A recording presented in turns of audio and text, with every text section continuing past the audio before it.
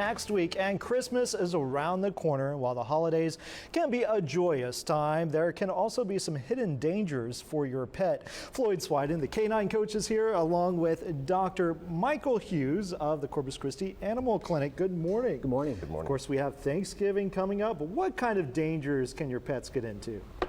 Well, there's tons of them. If we look at the meal that people prepare, the leftovers, or even before they're leftovers, the dogs will find a way to get into anything. So Murphy's Law is always appropriate. Anything that can go wrong will, so be very, very careful. And of course, those bones can be dangerous. Very, very dangerous. The poultry bones are even worse than some of the other bones can be because they splinter and make real sharp points on them. If those bones get stuck in their mouth, how do you get those out? Well, if a bone gets stuck in the mouth, usually I can reach in, but most people don't realize that. But if you can carefully sweep the mouth without getting hurt, then you can do that. And of course, during the holidays, everybody has a sweet tooth. Love chocolate, love candy, love the candy canes. Yep. But those can also be bad for your pets. Most people know about chocolate. It has a stimulant in it. A lot of things that some people do not know about is xylitol, which is a sweetener that's found in a lot of baked goods. It's also found in sugar-free gum as well. And it will drive the blood sugar very, very low, and it can cause great problems.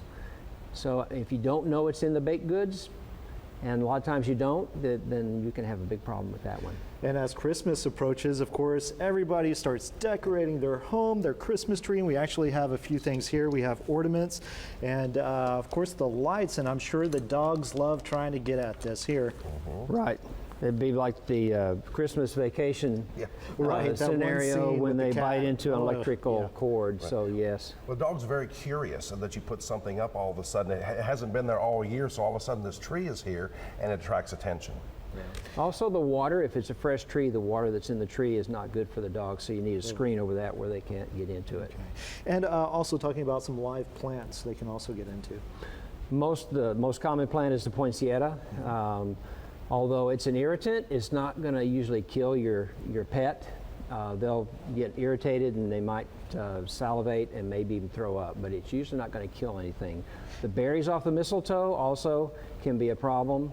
Not too many of those. They'd have to eat a bunch of it to really get really bad. Now, if your pet does get into some trouble, what can someone do? Well, you should call your veterinarian. A lot of times you get sent to an emergency clinic, and then they'll tell you about how to make your dog throw up if you need to right away. Hydrogen peroxide is a good thing to have around.